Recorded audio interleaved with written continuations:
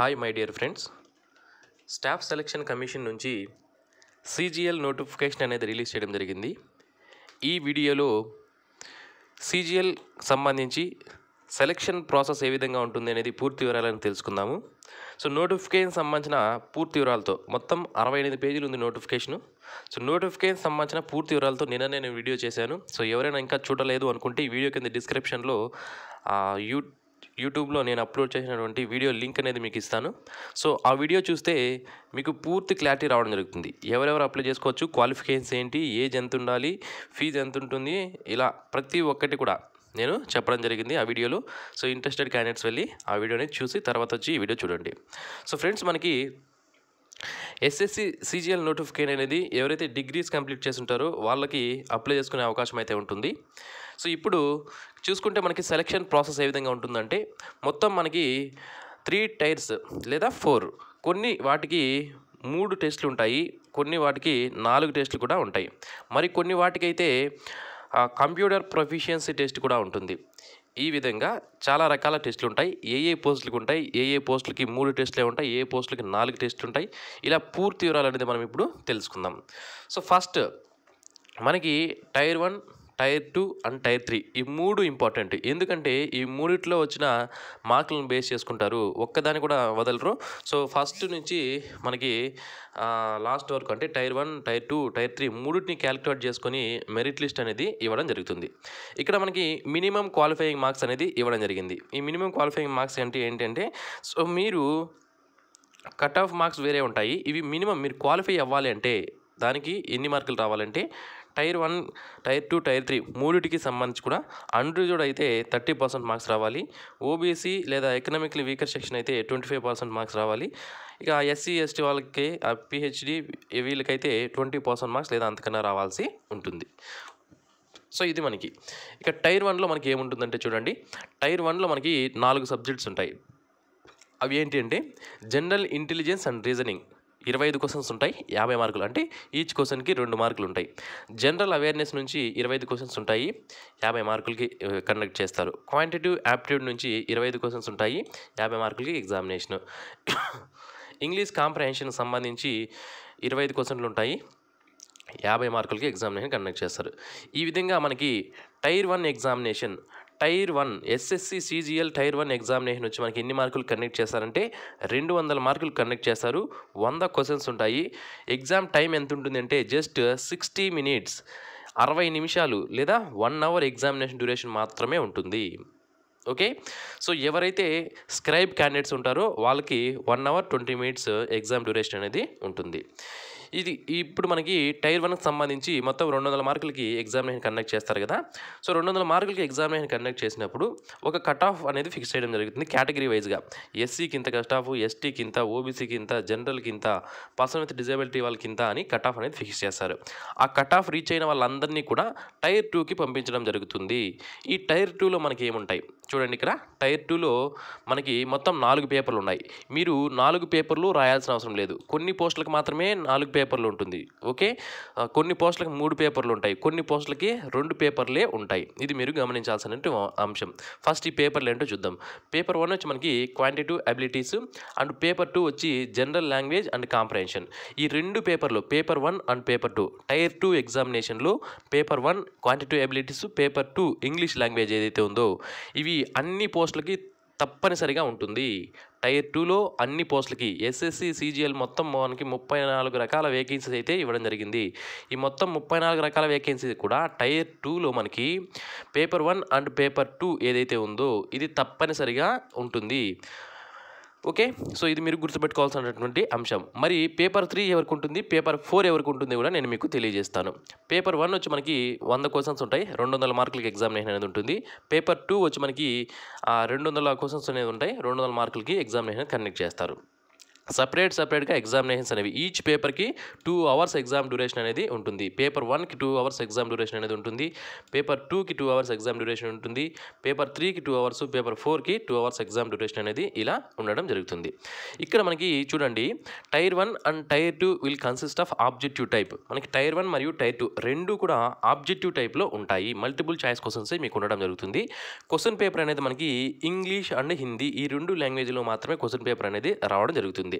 Okay, so next చూసుకుంటే మనకి tyre 1లో మనకి టైర్ 1 ఎగ్జామినేషన్ ఏదైతే ఉందో అందులో 0.50 నెగిటివ్ మార్క్స్ అనేవి ఉంటాయి. 0.50 నెగిటివ్ మార్క్స్ అనేవి ఉంటాయి. ఇక టైర్ 2లో మనకి నెగిటివ్ మార్క్స్ ఎంత ఉంటాయంటే 0.25 నెగిటివ్ మార్క్స్ అనేవి ఉండడం జరుగుతుంది. Next in tier 2 paper 1 and paper 2 are compulsory for all the post. నేను ఆల్రెడీ మీకు చెప్పాను, ఏం చెప్పాను, టైర్ 2లో పేపర్ 1 అయినటువంటి క్వాంటిటివ్ ఎబిలిటీసు, అలాగే పేపర్ 2 అయినటువంటి ఇంగ్లీష్ లాంగ్వేజ్ అండ్ కాంప్రహెన్షన్ అనేది తప్పనిసరిగా ప్రతి ఒక్క పోస్ట్కి కూడా రాయాల్సి ఉంటుంది. అలాగే పేపర్ 3 ఎవరు రాయాలంటే ఇక్కడ చూడండి, పేపర్ 3 అంటే టైర్ 2లో పేపర్ 3 ఎవరికి ఉంటుంది అంటే జూనియర్ స్టాటిస్టికల్ ఆఫీసర్ పోస్ట్కి ఎవరైతే అప్లై చేయాలనుకుంటారో వాళ్ళకి మాత్రమే ఈ టైర్ 2లో పేపర్ 3 అనేటువంటి స్టాటిస్టిక్స్ అనేది ఉంటుంది. అలాగే టైర్ 2లో పేపర్ 4 అయినటువంటి జనరల్ స్టడీస్ ఎవరికి ఉంటుంది అంటే టైర్ 2లో పేపర్ 4 అయినటువంటి జనరల్ స్టడీస్ అనేది అసిస్టెంట్ ఆడిట్ ఆఫీసర్, అలాగే అసిస్టెంట్ అకౌంట్స్ ఆఫీసర్ ఎవరైతే అప్లై చేయాలనుకుంటారో వాళ్ళకి మాత్రమే పేపర్ 4లో జనరల్ స్టడీస్ అనేది ఉండడం జరుగుతుంది. ఓకే, సో అందరికీ మొత్తం 4 పేపర్లు అనేవి ఉండవు. సో పేపర్ 1, పేపర్ 2 అందరికీ కంపల్సరీగా ఉంటుంది. అండ్ పేపర్ 3 వచ్చి మనకి జూనియర్ స్టాటిస్టికల్ ఆఫీసర్, అలాగే పేపర్ 4 వచ్చి మనకి ఏదైతే పోస్ట్ ఉందో అసిస్టెంట్ ఆడిట్ ఆఫీసర్ లేదా అసిస్టెంట్ అకౌంట్స్ ఆఫీసర్ వేకెన్సీ ఏదైతే ఉందో వాటికి మాత్రమే ఉండడం జరుగుతుంది. ఇక టైర్ 3 ఎగ్జామినేషన్. ఇప్పుడు మనం టైర్ 1 చూసాము. టైర్ 1లో ఎవరైతే క్వాలిఫై అవుతారో వాళ్ళకి టైర్ 2కి పంపిస్తారు. అండ్ టైర్ 1 ప్లస్ టైర్ 2 రెండింటిని కలుపుకున్న మార్కుల్ని కట్ ఆఫ్ తీసుకొని మనకి టైర్ 3కి పంపించడం జరుగుతుంది. ఈ టైర్ 3లో చూడండి, పెన్ అండ్ పేపర్ మోడ్లో ఉంటుంది. మనకి ఆబ్జెక్టివ్ టైప్ క్వశ్చన్స్ అనేవి పేపర్ 3లో ఉండవు. డిస్క్రిప్టివ్ పేపర్ అనేది ఉంటుంది. మీరు పెన్ అండ్ పేపర్ యూజ్ చేసి రాయాల్సి ఉంటుంది. ఈ డిస్క్రిప్టివ్ పేపర్ అనేది మనకి ఇంగ్లీష్ లేదా హిందీలో మాత్రమే ఉంటుంది. తెలుగులో ఉండదు. అండ్ మీరు రాసేటప్పుడు ఒకవేళ మీకు హిందీ, ఇంగ్లీష్ రెండు వచ్చు అనుకోండి, రెండిట్లో రాయకూడదు. ఏదని ఒక భాషలో మాత్రమే మీరు రాయాల్సి ఉంటుంది. ఏదైనా ఇంగ్లీష్లో అన్నా రాయాలి లేదా హీందీలో అన్నా రాయాల్సి ఉంటుంది.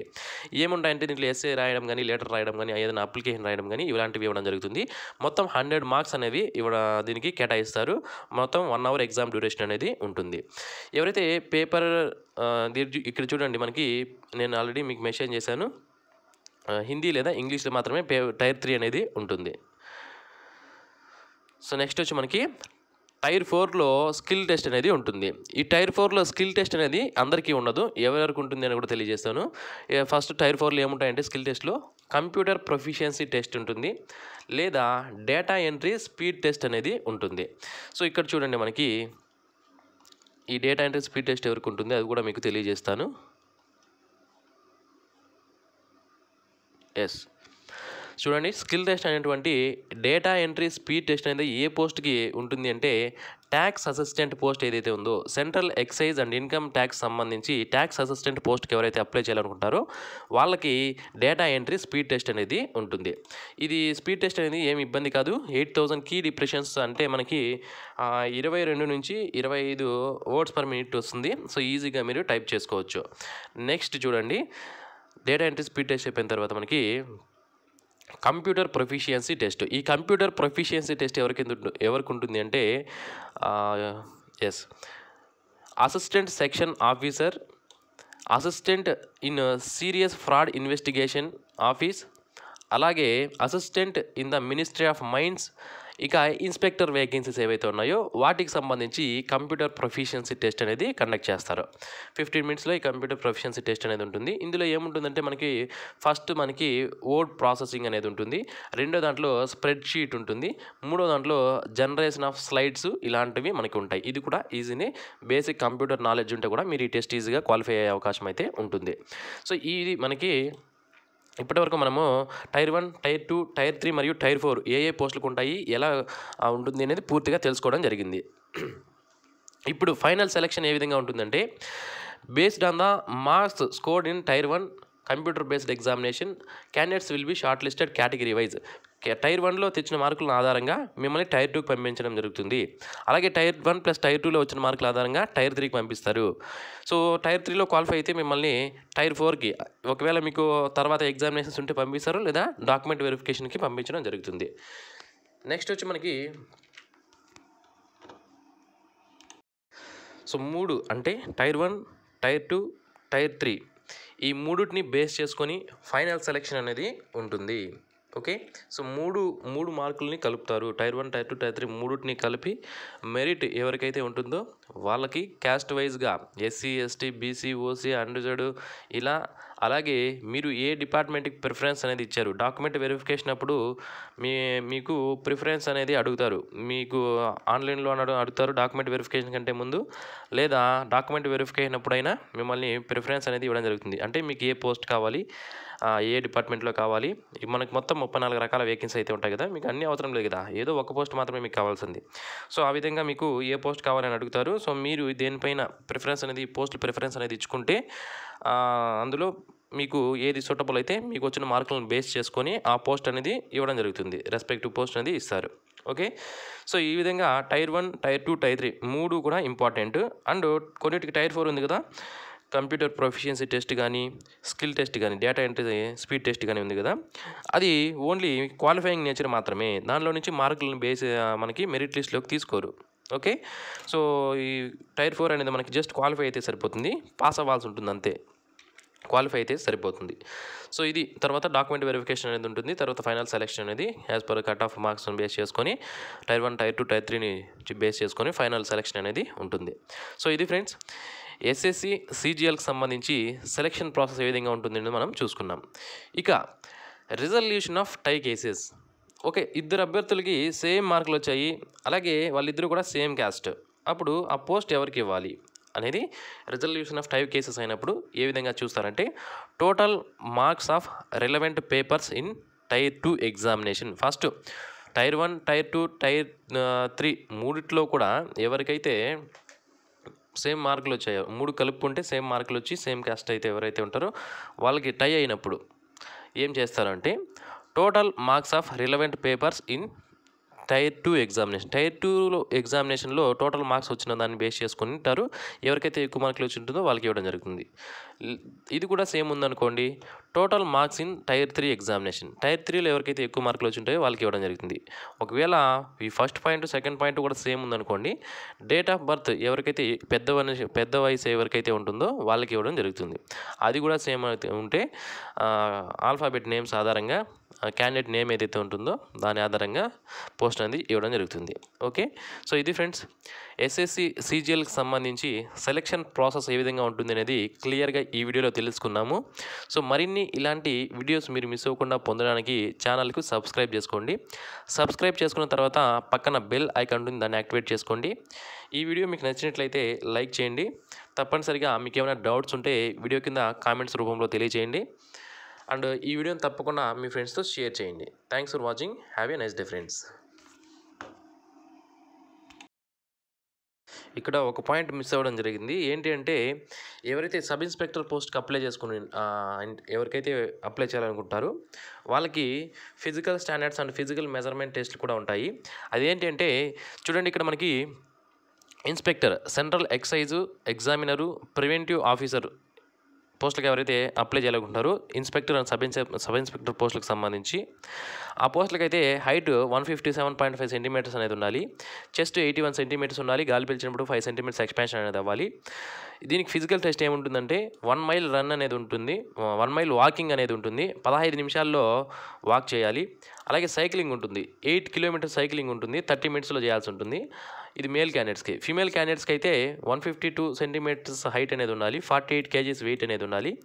అలాగే 1 కిలోమీటర్ వాకింగ్ అనేది ఉంటుంది, 20 మినిట్స్లో చేయాలి. సైక్లింగ్ ఉంటుంది 3 కిలోమీటర్స్ సంబంధించి 25 మినిట్స్లో చేయాల్సి ఉంటుంది.